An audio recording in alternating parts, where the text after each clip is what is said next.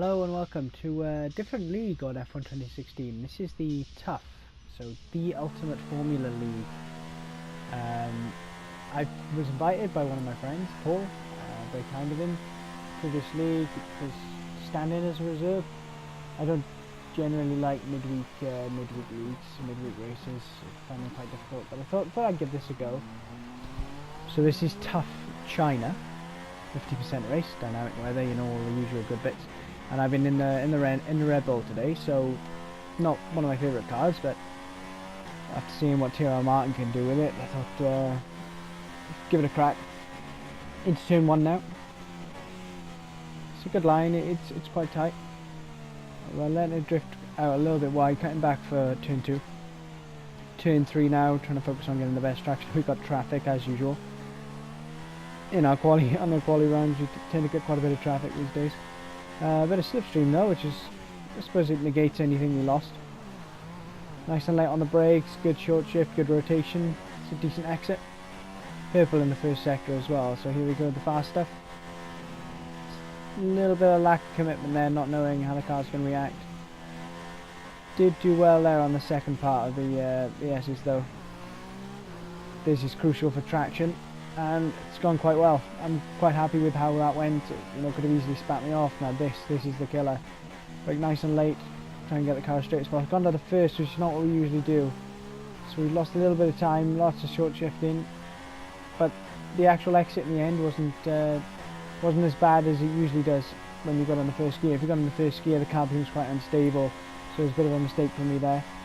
But anyway, we're 6/10 up, you know, so we're looking at a 34 dead coming into this hairpin now. Nice. Well clipped, and we got good traction as well. We just don't want to cut this last corner, and what we do, we just make a small mistake and go wide. Like, you can easily have almost your car over the corner there, and I think we've lost probably at least half a tenth, almost a tenth, just from not cutting that last corner, being too clean. You know, I was so scared of invalidating, but there you go, those are the results, and you can see we're less than a tenth behind Mr. Ice Cold Andy. A bit of a shame, but as you can see, we've got a different weather forecast for the race. Into at the start, then dry, then a small period of intermediate, then dry again.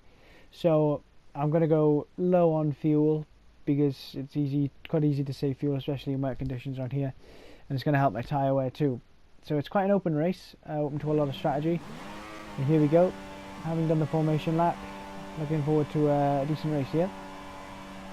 Lights out, away we go, and we get a fairly decent start. Ice Cold Andy comes over to cover straight away, and good thing he did, I guess, because someone got a jump start. Looking here, we've been forced to the outside, so we're just going to try and let the front take a bit of grip, and you know, sort of dummy and go back up the inside. So we've gone up the inside now, we've left him plenty of space, and at this point he just doesn't turn, and that's really unfortunate. That he's fucking unbelievable, mate. Unbelievable. Not happy at all. No. It's a shame that he felt the need to do that, but there we go. And here we go. I braked slightly early, then released the brake and thought, you know, I'll just go up the outside to see what I can do. And we actually get better traction than good aids, and we've managed to out traction coming out there. There's the jump starter giving way to all the people that he's jump started. Carlsberry going wide, unfortunately. Ash, we'll catch up. Okay, so P2 now.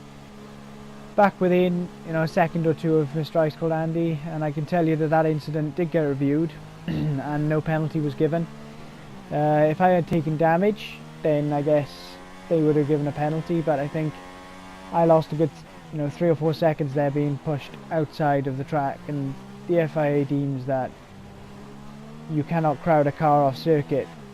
So if you're going to look at that from a technical standpoint, not only was there contact made, which was his fault, I was pushed cleanly off the circuit, crowded, given no room at all. So I think in modern day F1 that would have had a penalty, but of course, you know, not all leagues follow specifically the rules of the FIA.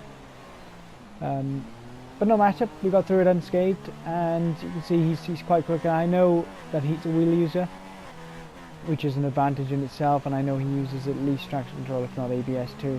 Weather report.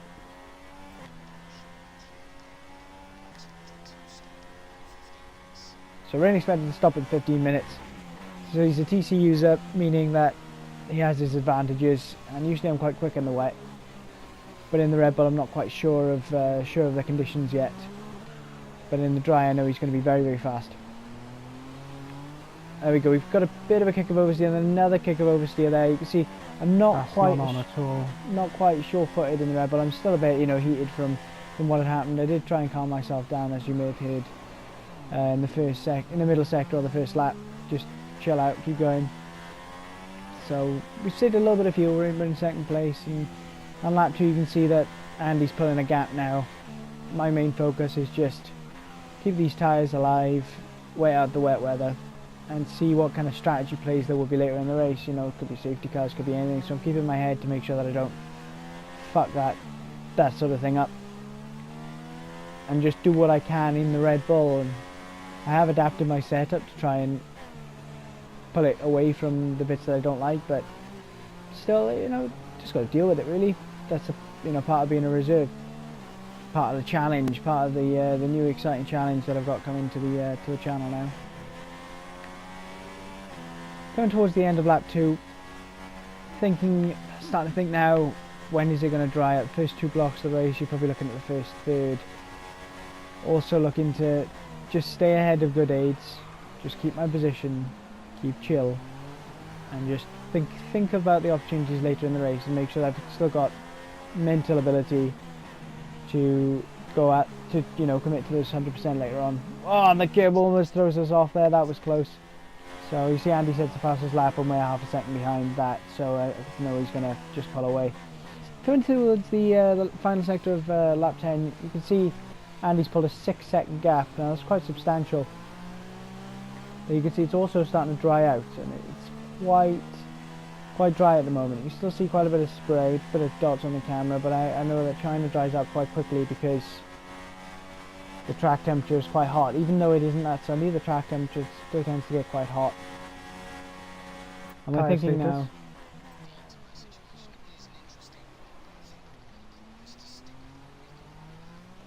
you can see I'm asking Jeff then. I don't usually listen to Jeff, but you can also see in the hairpin there was a lot of puddles, a lot of little droplets being kicked up. So I thought, look, I'm not going to call it too early.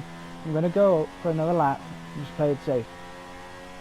So here we are, lap 11. Andy is pitted, so it was touch and go whether to make that decision or not. You can see I'm still getting quite a little bit of spray, and there's still a little bit of bite in these inters, and you can see as I'm touching curbs, it's quite treacherous. So here we go through the first sector. Now we're just trying to assess the grip levels. They're a lot better than the last lap, but I think still a little bit of grip to be found. We've actually gone green in sector 1, which means, you know, it's our personal best, so the track is definitely improving. I think Andy's about 10 or so seconds behind. And there we go, Jeff is saying there's another strategy. So I'd say we made the right decision there to not pit, because the slick we'd be falling all over the place with no traction on the slick tyres. You can see the inters are pretty much dead now anyway. Jeff said I should go on soft or medium, but I thought no, if there is rain coming later, I'm going to have to go on the mediums just to keep my options open. You see there's still little puddles and things in the slow corners. That's Jeff saying, do you want to change strategy? Well, Jeff, I just said yes. So look at the traction, we are sliding all the way through our snail section. Oh my goodness, so close to going off. Coming into the pits now, we've changed the tyres to mediums. Make sure we don't get a penalty. Yeah, what a cunt. Yeah, Jeff is just full of shit. Andy will have had the last sector as an advantage compared to the intermediates, so I'm expecting him to have some other gap. And of course he pitted with a 6-second gap. I've actually been held, yeah. I've been held. You are joking, I've been held. There we go, I'm not happy about that. Red Bull usually have unfucking believable. And he's had me a second faster pit stops than that, so that's unfortunate. Such a cunt, Jeff. Andy, weather report. Just full of shit. Weather report. Nothing. There you go. It doesn't have the data, you know, so it means it's changing anyway. So Andy pitted with a 6-second gap. He will have had the last sector and most of the first sector to himself. Now. And here's the gap. The gap is 7.8. She's pulled at 1.8 seconds, but I still say that I made the right strategy call there. Of course, we've got lap pressure tyres on him now, with him having scrubbed around on them during the first part of the stint. I set the fastest lap with good aids behind me, another Welshman. is on soft tyres, so he's got a bit of a pace advantage right now, as you can see by him immediately beating my fastest lap. Faster than Andy at this stage, I might mention. So the gap drops again to Andy by a couple of tenths, fastest lap, and then Gage comes in straight away with another fastest lap. He's really on it with the soft tyres. End of lap 16 now. Gage is really caught up. He's only about 3 tenths off, and we know there's a move coming here. Bit of a Mario Kart there. We know there's a move possibly on here, but I think someone may have left the session just prior to this, because he's either running a lot more wing than me, which is unlikely, or there's no slipstream. You see he's got DRS, but it's just not close enough. But he does think about a move, and I thought about covering it, but I thought, no, it's just not worth it. If he's going to go to the inside, he may as well go. But no, he doesn't make the move, and that's as close as he got, because his tyre deck started kicking in then, with those soft tyres. Lap 21, a few laps later, and I've taken a couple of seconds out of Andy this lap. You know, really, my tyres aren't that chewed up. They're feeling pretty good. I've still got good grip. Running lower pressures in this Red Bull does help as well. Weather report. Asking Jeff now. Jeff can't provide me with information on the weather report, which means it's, you know, it's on the change. There's something going on that's, you can't say whether it's going to be dry or wet, so I think it's going to happen soon. And at this point in time, I don't want to pit. I know the tyres are worn, but I don't want to pit because it's going to rain soon. And Andy goes in the pits. Andy must have been on the limit of having a puncture on his medium tyres, so he's pitted, and as we crossed the line, it started raining. So at this point, it's just small rain particles. You can't really see them on the video, but if you look at the chassis of the car, you can see the small raindrops on on the headrest and things, and the chassis itself. So it's just starting to pick with rain now, so we know it's going to be a lap or two until we need to come in again. Andy's come out, behind 2 cars. I think one of them is a lap car, but he's come out in traffic regardless. And here we go, lap 23.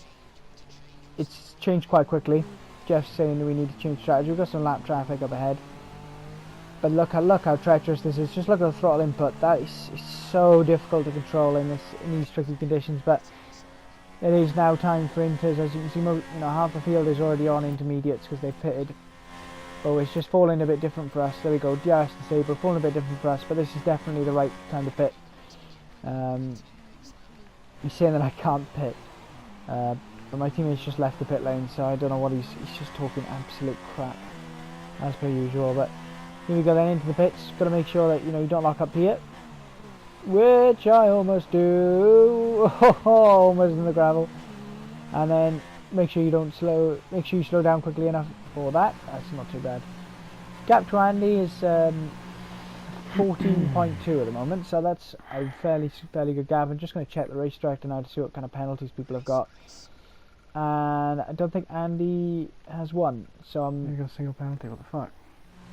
I know that I've still got to have track position. It's not like penalties are going to win the race. Okay, so coming out now, we just need to make sure we're consistent on the intermediates. We've got a 14-second gap, which I'm quite happy with. Stay consistent, try and pull a gap in these first few laps, extend the gap any more. As much as we can. Try and feel the conditions and make sure we don't make any mistakes. Cutting on to lap 28, the end of the race. I wasn't really challenged in the whole inter stint. I managed to keep the gap where it was and turn the wick down towards the end and make sure I didn't make any mistakes. So I was very happy with this race, and you'll be able to tell from my reaction now. Oh. Yes!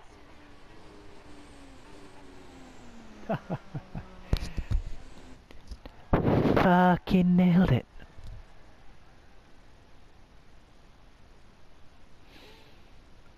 Fucking wow. So having been forced off the track, I'm quite happy with that. Oh, yes! To come back and win it after being forced off and in the treacherous conditions that they were, pull off the strategy well. I was very, very happy. So thanks for watching. I'll see you next time.